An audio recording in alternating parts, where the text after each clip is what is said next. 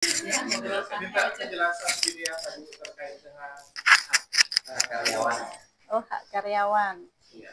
Jadi tadi saya sudah sampaikan ya, jadi karyawan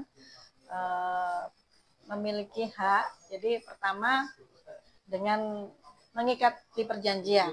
Karena mohon maaf, saya kalau menginterview juga masih sering menemukan perusahaan yang tidak mengikat karyawan dengan perjanjian kerja.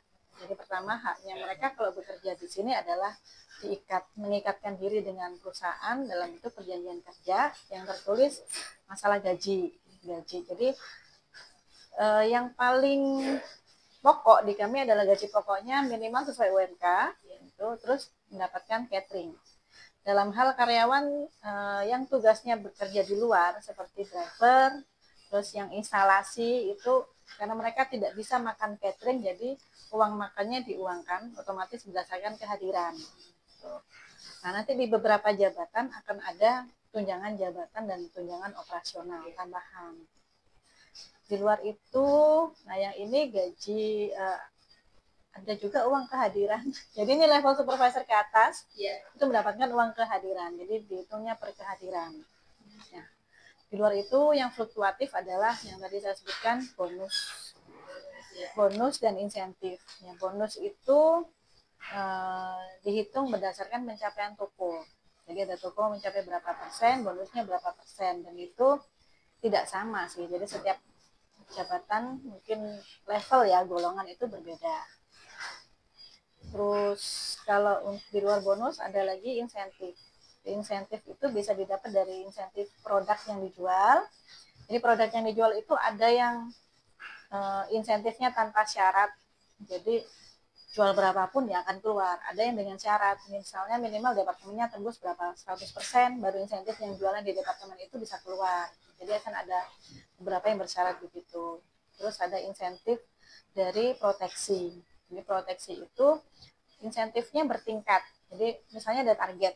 Misalnya kalau targetnya nyampe 10, insentifnya sekian. Kalau targetnya nyampe sampai lewat ke 20, nilainya sekian. Jadi makin banyak nilainya bisa bertambah. Terus selain itu ada tambahan namanya insentif Pak Kun. Jadi insentifnya owner gitu.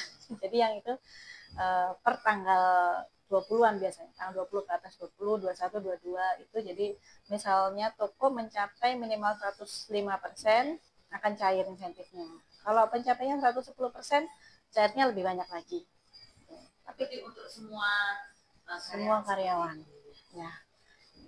Terus selain itu kita juga ada insentif produk, insentif trip. Jadi insentif trip ini untuk beberapa karyawan yang dirasa pencapaian departemennya bagus gitu, akan diberangkatkan ke luar negeri, jalan-jalan mengunjungi manufaktur.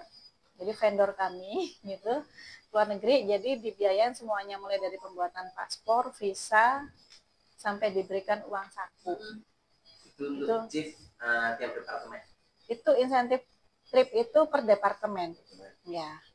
Jadi biasanya per departemen mengadakan trip sendiri-sendiri. Jadi yang dia pilih ya dalam se-Indonesia ditarungkan lah dari departemen-departemen yang oke, yang mencapai target mungkin, terus penjualannya paling bagus gitu. Itu bisa dipilih karyawannya untuk diikutkan insentif trip. Di skalanya nasional. Skalanya nasional gitu. Tahun ini sudah memberangkatkan 3 orang. Sudah 3 orang ya sudah berangkat dapat insentif trip ke luar negeri. Kalau Informa 6 atau 7 orang.